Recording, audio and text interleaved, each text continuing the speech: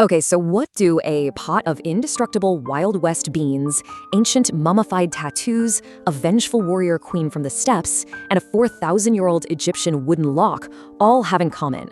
I mean, on the surface, absolutely nothing, right? But if you dig just a little deeper, you'll actually find that they all represent the gritty, surprising, and just relentlessly ingenious realities of human survival. Welcome to this explainer. Today, we're taking a walk through a museum of the unexpected. We are going to totally strip away the Hollywood myths and those polished textbook histories to look at the raw, fascinating truths of how humans lived, fought, and protected what mattered most to them.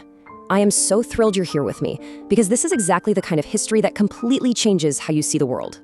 Okay, let's dive right into this. We've got 4 incredible topics today. First up, saloon survival food. Second, the ink of ancients. Third, Tamiris, warrior queen. And finally, number 4, the first locks. Starting things off with section 1, Wild West saloon survival food, where we're looking at gritty realities over Hollywood myths. You know, you really gotta forget that romanticized Hollywood idea of sizzling steaks and fresh cornbread. The actual smell of a frontier saloon, it was honestly more like a physical punch to the face. Just a complex, totally overpowering blend of sweaty cowboys, wet tobacco, stale beer, and horses that hadn't been bathed in a decade. You definitely didn't go there for the ambiance, you went there to survive. Just look at the sheer desperation of this menu. Dining here wasn't about flavor. It was literally about consuming whatever random odds and ends an irritable cook had lying around. You had salt pork so incredibly tough, it was like chewing on a boot heel dipped in axle grease. You had mystery stew, which was basically the perfect cover story for whatever the cook couldn't legally describe. We're talking rabbit, squirrel, maybe even rattlesnake. Then there were hardtack biscuits that you had to soak in whiskey just to save your teeth, and cowboy coffee ground so roughly and boiled so aggressively it could literally strip paint. But listen, the absolute bedrock of the entire saloon menu was just the humble bean. Pinto, black, navy, it really didn't matter. The recipe was basically foolproof. Dump them in a pot and boil them into total submission over a questionable fire for a staggering 6 hours. They were indestructible, predictable, and most importantly, cheap. Now the aftermath? Well, that's a different story entirely. One cowboy eating beans was tolerable, sure, but a saloon packed with 10 cowboys full of 6-hour beans was essentially a biological weapon.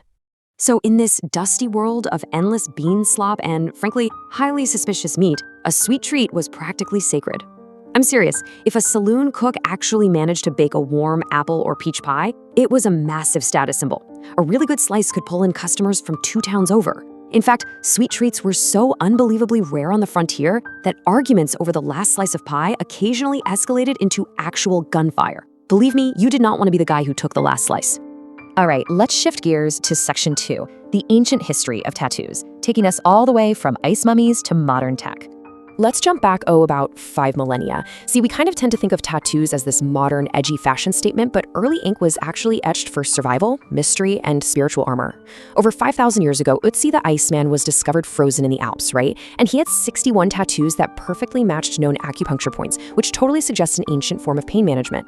Then in ancient Egypt, we found tattoos of animals and protective symbols on priestesses, acting as this sort of spiritual armor during childbirth. Down in Polynesia, the intricate moko was basically a living resume, a sacred visual identity rhythmically tapped right into the skin. And today? Well, today we're actually experimenting with app-powered smart tattoos that can track your vitals. The human urge to just mark our skin is truly eternal. But here's the thing, the meaning behind these marks varied wildly depending on where you were. It's a massive contrast. Over in Polynesia, getting a tattoo was this excruciating, deeply spiritual rite of passage, literally struck into the skin with a bone tool. It was a badge of the highest honor and rank. But then you look over at ancient Greece and Rome, and tattoos were actually tools of control. The Greek word stigma originally referred to permanent marks that were branded onto slaves and criminals as a punishment. So depending on your culture, ink could either elevate your soul to the gods, or it could be a permanent, inescapable scarlet letter of oppression. Hey, real quick, before we ride onto the battlefields of Central Asia, are you enjoying this explainer so far? Because if you are, do me a huge favor and hit that like button, subscribe so you don't miss our future deep dives, and drop a comment below telling me which of those Wild West saloon foods you'd actually be brave enough to try. Are you risking the mystery stew, or are you just sticking to the 6-hour beans? Let me know, and make sure to share this explainer with a fellow history nerd. Moving right along to section 3, Tamiris, the vengeful warrior queen, and the spectacular fall of Cyrus the Great. So, picture the harsh, windswept steppes of Central Asia. This is the home of the Massagetai, a fiercely independent, nomadic tribe of horse archers. They had absolutely no cities, no golden temples, but what they did have was unparalleled pride. and their leader, an iron-willed female war chief named Queen Tomyris. Now, the crucial point here is understanding this epic clash of titans. On one hand, we have Cyrus the Great, the founder of the massive Achaemenid Empire, who was an absolute master of diplomacy and trickery. On the other hand, Queen Tomyris, a leader who literally grew up with iron in her blood. Cyrus wanted to absorb her lands and her people without a fight, so he gets clever and sends envoys proposing a royal marriage. Well, Tomyris sees right through the trick, and she flat out rejects the most powerful king on Earth. And that rejection, it sparked a brutal, world-altering war. Well, Cyrus doesn't take rejection well. He retaliates by marching his army across the Raxes River and using this sneaky decoy camp filled with wine, which was a luxury the nomads really weren't used to. Cyrus tricks and slaughters a huge portion of the Massagetae forces. And tragically, that included Tomyris' own son, Sparapeses. As you can imagine, when the news reached Tomyris, her grief just turned into pure volcanic rage. She swore to give Cyrus his fill of blood. She launched this ferocious cavalry counterattack that completely shattered the Persian lines, and Cyrus the Great actually fell in the chaos. According to the legend, Tomyris found his body on the battlefield, severed his head, and literally plunged it into a wineskin filled with human blood, telling him to drink your fill. Now, because the Massagetae were nomads, they didn't exactly leave behind big stone monuments or royal archives. But Tomyris' legend was actually immortalized by the Greek historian Herodotus. Through his writings, she survived as this timeless, epic symbol of female strength, fierce maternal vengeance, and total nomadic freedom. She basically proved that you don't need to build a city out of stone to make sure your name echoes through eternity. And that brings us to our final stop, Section 4, Ancient Locks and Early Security, looking at the 4,000-year-old quest for privacy. You know, the absolute second humans started settling down and accumulating stuff, a brand new primal problem popped up.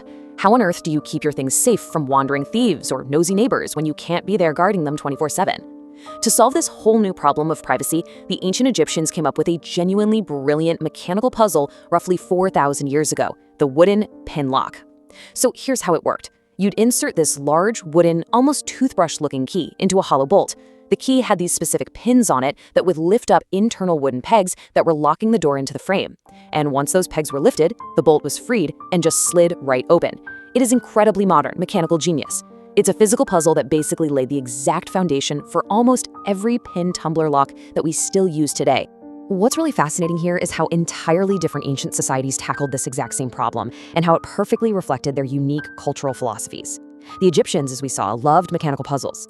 But over in Mesopotamia, they used clay cylinder seals. For them, it was all about identity, accountability, and ensuring a tamper-evident seal. The Greeks relied on these massive bar and pin systems that actually required immense social trust and physical guards. Meanwhile, the ancient Chinese engineered highly functional sliding bolts that were often cast to look like dragons or turtles, perfectly blending practicality with deep symbolic and harmonious design.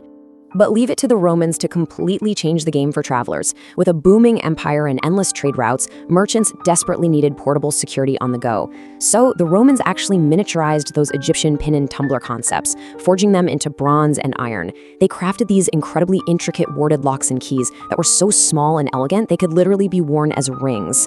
This wasn't just about security anymore. It was a wearable status symbol. It boldly told everyone around you that you possessed wealth worth protecting, and the key was right there on your finger. So, whether it's the psychological flex of a Roman ring key, the absolute wrath of a vengeful steppe queen, the sacred ink of ancient tribes, or just choking down 6-hour beans to live another day, history really is entirely driven by human psychology and our fierce, unstoppable will to survive. We build walls, we mark our skin, we fight for our kin, and we do whatever it takes. So I'm super curious, which of these historical realities surprised you the most? Think it over, and definitely make sure to share this explainer with a friend who loves history as much as we do. Thanks so much for learning with me today, and I'll catch you next time.